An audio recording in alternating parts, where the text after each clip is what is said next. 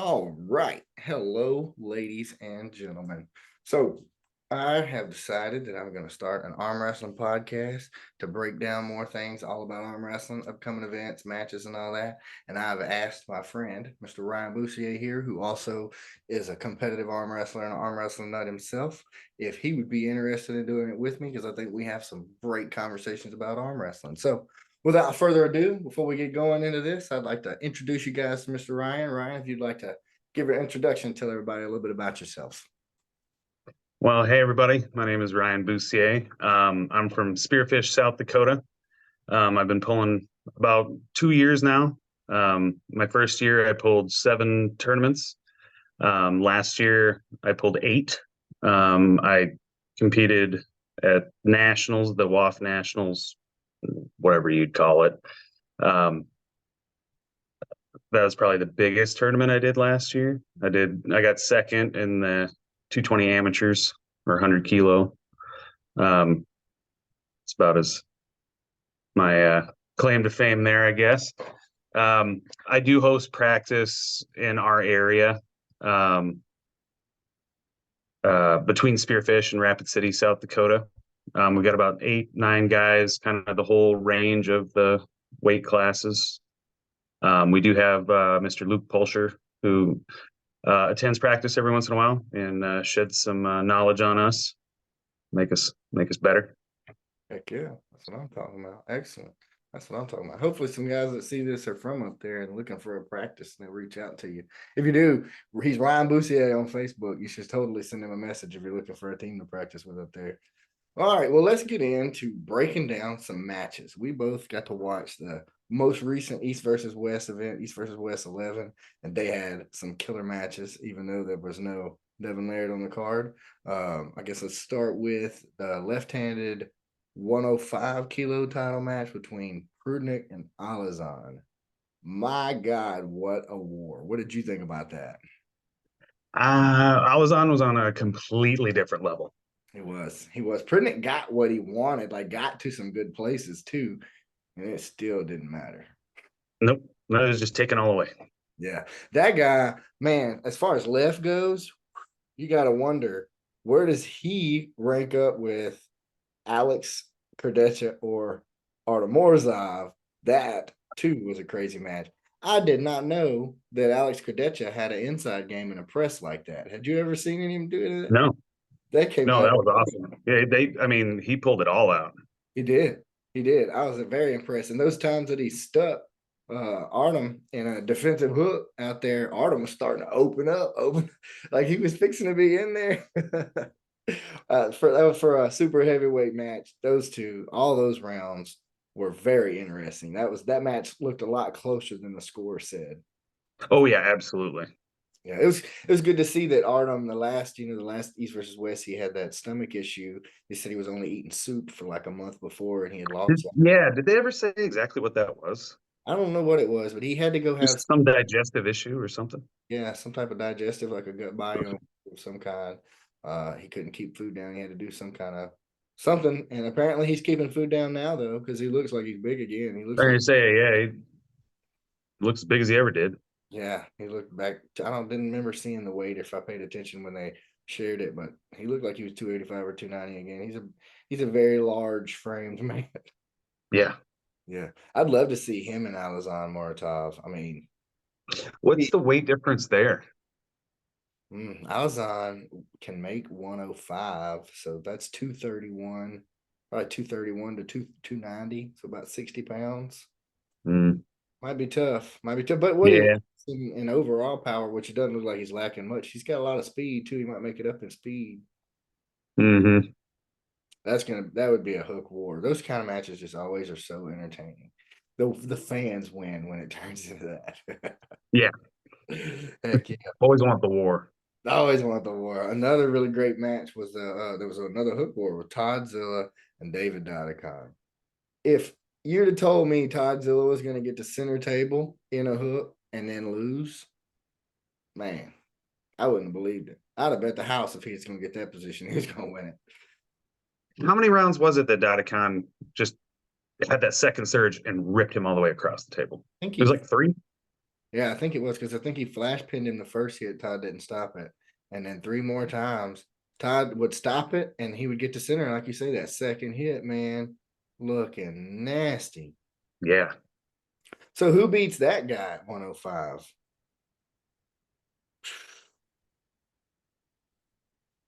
Falazan? Yeah, left-handed, maybe left-handed. Left-handed, yeah. Sure. I wonder how the matchup would look between Dadakan and Angarbayev. Be conflicting styles. That might be interesting. What's Matyashenko? What's his weight? I think he pulled at 115 kilos, but I heard that David Dadakan cut a whole bunch of weight to make 105 too. So Yeah, catch weight at 110 or pull it at 115. that'd be a cool match. Yeah, both of those guys kind of have that style to beat Toddzilla too. Is that fast hook? Well, Hmm. not fast enough on the first hit. That might be an interesting matchup. Is Dadakan and Prudnik right arm? Their left hand match was good. That right hand matchup at 105 might not be bad. I wonder how long it'll be until Prudnik can come back. Isn't he didn't coming back from an injury on his right? He hadn't pulled right since Devin, I think. Huh? I think that's what I understand, that he was coming back from something Yeah, injury here. yeah. I wonder how that is, or what's the update on that when he's going to get back to pulling. I'm ready to see him pull right handed again for sure. I like to see Hmm. Angarbayev run it again. I know he beat him in the top 8, but Angarbayev, man, before Toddzilla, he was on such a roll. My God, that And I dude. said I want to watch Angarbayev anytime. Yeah, I guess anybody can watch it, right? Heck yeah. All right, next match we're going to break down is Mindaugas Terasitis and Daniel Prokochik. Wow. Technical clinic. Yes, yes. I think that it looked like Prokochik, he was kind of bragging a little, holding on a little those first couple rounds. He might could have been in a better position or gotten the match over a little quicker, bled his hand a little bit. Mindaugas' pronation held on. He just held on with it forever until that hand went. And man, once he got it, he was so patient. Yep. Very patient. He just slowly got to where he needed to be. I really like how they've changed that format on the East versus West title matches to best of 7, where it's 4 out of 6. Best of 7, yeah. Yeah, it makes them stay clean. It really feels like East versus West is like every iteration is just they add just that little bit more to it that it's kind of leaving everybody in the dust. Yeah, yeah, It's awesome. Now I got the crowd on the stage. You got your 7-round championship. mm-hmm. You know, they got their their jerseys look cool now. Like what was that, 10? It's like all of a sudden the cameras, the whole production was different. Yeah, where they had the people on the stage and everything changed. Yeah, Yeah, yeah, all the angles were I was different. interactive with the people up there too. I agree. I agree. Yeah. Yeah, very interesting. And they even bring Levon in to put the belt on people when they win it. That's cool. Hmm. And hopefully, like, I mean, yeah, kind of leaving people in the dust, but hopefully, the competition or whatever you want to call it between the different promotions, it'll just make them be, oh man, we got to step up our shit too. Yeah, yeah, yeah. And I wonder, since the East versus West and King of the Table use core sports, makes you wonder if this next King of the Table event, if we'll see They stepped it up yeah, a little layout difference where there's some people in the because back. they have been. I mean, they're really consistent. It's kind of the same. You know what you're getting with King of the Table. While East versus West, every time they make an improvement, in some way or another. Change something, yeah, a little tweaks. And man, it's hard for any other promoters to compete with the way that Engen's having so many high level matches. It's so many of them. King of the Table has like 6 matches. East versus or If 3, you're lucky, sometimes it's 3. yeah, 4 matches. So yeah, Well, yeah, and if you get 6, it's like 2 of them are like, you know, preliminaries. um, yeah, preliminary. It's kind of the name of who it is. I mean, it's cool, but Yeah. Or it's Ryan Bowen pulling somebody who's already pulling a match up. there's that too. Yeah, woohoo! Yeah. Yeah, that's what I'm talking Good about. job, buddy. So what big events do you have coming up that you're gonna pull? The Aries 64-man Super Series, the 242 tournament. Heck yeah. That's what I've been training for. Nice. So And where is that? that's in Loveland, Colorado. It's March 2nd. March 2nd coming up soon. Only about 4 weeks left. Yep. Yep. Nice, nice. So who all that you've pulled this year at 242 is going to be there? Do you know if any of your former competitors will? To my knowledge, I've only pulled 3 people out of the 64. Okay. So Andrew Quintana, John Groslick, and Greg Brown. Nice, nice, nice. Well, we get to see a few people that are new faces and get to grip up with a whole bunch of new guys then. Yeah, hopefully. Yeah. It should That's make the for a plan. really big weekend with that many people in that bracket. It should make for. Are they doing a normal tournament too where there's other weight classes or just that one? It's just that. They Nice. start with 2 tables. So it's um Passmore and McAllen have a super match. I believe they're doing left hand. And then the tournament starts. They start with 2 tables. By the time it all narrows down and it gets to the 1 table, it'll be kind of like a intermission type thing. And then they'll do the right hand match before basically like the end of the tournament. Cool. So I think the last 32, maybe they get halfway through. Is that what it is? I don't know. I mean, Corey Miller's been, posting videos and stuff explaining it pretty good. So He's probably going to be there in person doing this one.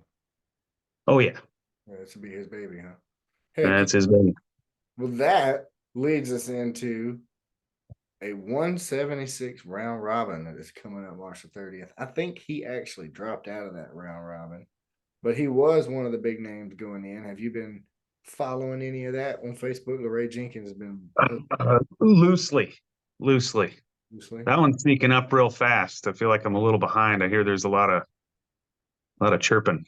Yeah, there is, man. Between Hunter Niles, the winner of the 154 round robin, and Dalton Duncan, Austin Tevis. Yeah, all those guys are chirping. It's great. It's some really good entertainment. Yeah, I caught a little bit of it. I believe it was last Saturday. They're waiting for Hunter to come on. He had something he was a little late for it, and then at that point I had to move on to other parts of my Saturday, so I never got to see, but I heard it got pretty good. Yeah, so they ended up making a bet. If Hunter and Austin Tevis made this bet. So if Hunter goes 11-0 undefeated and wins the round robin, Austin Tevis has to get a tattoo on his butt cheek of the Carolina Chaos logo of Hunter. And if Austin Tevis goes undefeated 11-0, then Hunter has to get a tattoo on his left butt cheek of a heart with an AT, Austin Tevis initials in it. So this one's getting so interesting, man. Them guys, I love it. It's some good family fun. I love it. That's awesome. I'm looking forward to that one. There's a like basically all the top 10 176s are in there, with the exception of Corey and Luke Kent, it seems like. Do you, of the people you know in it, do you have a top 3 who you think are going to finish top 3? Have you got to see the draw yet? I mean, definitely Hunter and Austin, I'd say. I think so for sure. Austin, I got to see him actually at Nationals in 2023, and he was very impressive. Yeah. So very. So just judging on he's seeing him in person and actually being able to like pull him on the, side table and stuff he's no joke. So. Right. He's big. I know he cuts from like 192, 195. I believe it. Yeah. He's solid too. Yeah. Yeah. He's got some wins on some of those guys that are in that round robin, but the draw of that is going to make it so interesting. And it really makes you wonder. I'd love to get your opinion on this. What format of puller, what style of puller you think that format benefits? Would it be somebody fast or one of these guys who likes to have hook wars like Dustin Hyatt? How do you think that works? I think you want to blast through it fast.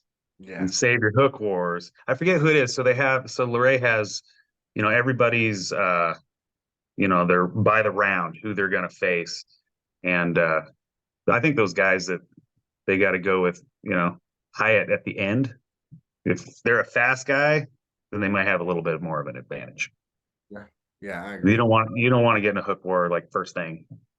Yes, So beat in your elbow. Yeah, I think that's what worked for Craig. it's the endurance. If you look at the other one, was it the 198? Yeah, Craig Touye. That one? I mean, like, was it Rosinski? Super endurance, but he still ended up getting third. Yeah, Craig was super fast, and he did really well. Yeah, he took a lot less damage. Yeah, he did well. He never got beat. Yeah, yeah, I've watched that one back 3 or 4 times, but that was really a flawless performance. He looked great that day. I really wonder how he'll do in that 220 round robin. I'm curious to see that. They got a lineup of killers in that one too. Rob Vigent's going to be in it. Oh wow, really? I don't think I've seen the lineup for that one.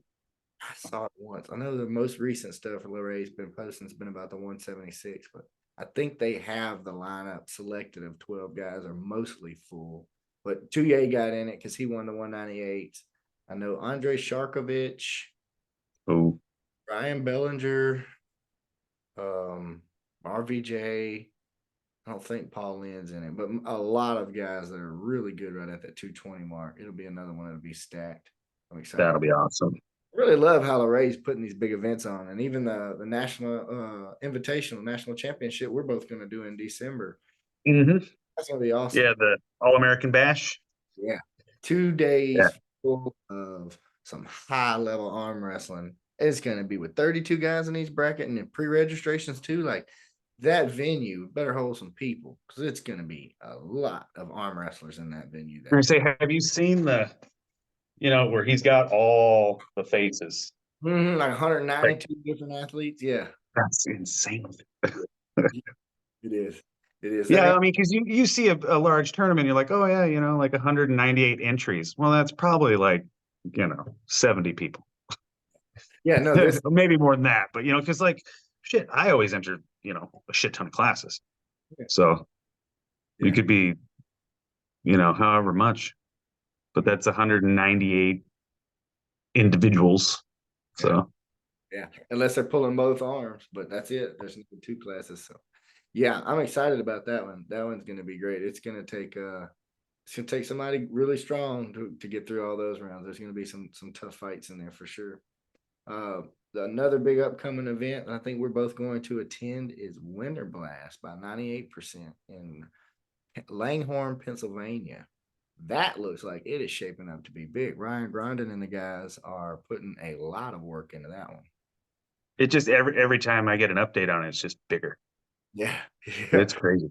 This last year, I think they had 439 entries. So it was Hmm. second biggest overall tournament to Michigan State last year. I'm not 100% sure on that, but I believe those numbers are correct. So if it's bigger than that, man, It seems like it's shaping up to be. yeah, I agree. I'm looking forward to it. I got that match with Kevin Palco for number 7 at 154. I'm training hard for that one. Really excited about it.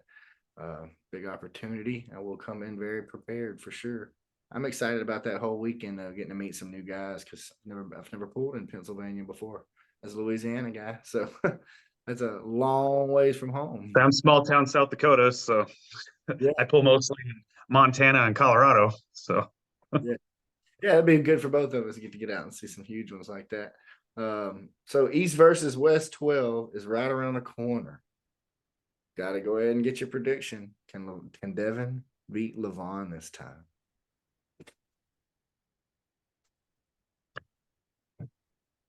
my gut says that it'll be closer than it was last time, Yeah, but yeah, I think it'll be the same result. yeah, And unless Levon's injury did not heal properly. yeah. That could be But it. I think I've seen him moving as much, if not more weight than he was. So Teammate saying is right now he's stronger than when he got injured, which is scary. I'm curious to see how that one goes. Devin saw Hermes hang him up, uh, going completely dead wrist. I don't know that we ever see Devin go completely dead wrist, but uh, makes you wonder if that bicep wouldn't have tore, what would have happened. I would like to think that Devin's stronger now than he was then, so he's got a little better chances. But I'm like you, that's a tall mountain to climb. Yeah, I think Levon knows how to dismantle him is the thing. Yeah, he's not just big; he knows how to arm wrestle. Yeah. But I mean, and then you could do the arm wrestling math. Look how good of a fight that Hermes gave him, Levon, and then look what Devin did to Hermes. This is true. But there's your. It never works out that way though. So. No. Makes you really wonder though, that last match with Hermes, how we saw Levon get gassed out. Makes you wonder if he'll come into this one 415 pounds, or if maybe he's at a little lower body fat percentage. Like a lean 380. 360, yeah. Makes you wonder if he took any difference in preparation so that he won't run out of gas. But you got to know with Devin. That had to be a learning experience. Like, there's no way he's going to make that mistake again. You're on top of the world. Like, how would you let that happen? I agree. Yeah, he don't want to let his training partner have a reason to splash water in his face ever again. That was really funny. I literally had to show people that clip. Like, you have to see this. Look Yeah. at LeBron. It's the water thrown at him. Yeah, I was gonna hit his guy, his buddy in his corner there. That's funny. Heck yeah, my man. Well, I believe we have covered a large part of what is coming up next. We're hoping that this is something that's pretty sticky and that some people will be interested in watching and hearing our opinions. We're gonna try to do this podcast every Tuesday and get it up on Wednesdays, do it weekly. If it gets sticky, maybe we can do it a little more than that. But yeah. It was fun doing Arm Wrestling Podcast episode number 1 with you, my friend. Number 1. Sir. Everybody that's watching, y'all have a great night. And like and subscribe if you enjoy our content. Night. All right.